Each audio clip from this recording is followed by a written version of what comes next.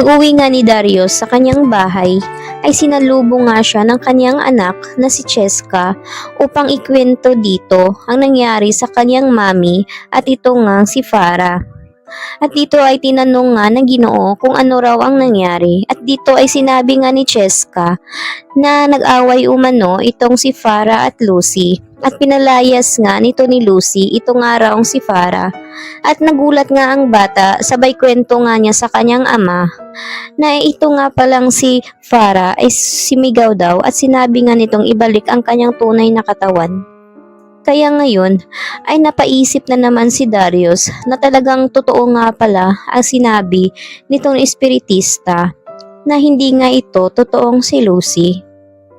Kaya naman nanggigigil na nga itong si Darius dahil sa ginawa nga nito ni Farah. Kaya't sasabihin nga niya dito kay Farah na ano ang ginawa niya dito sa kanyang asawa.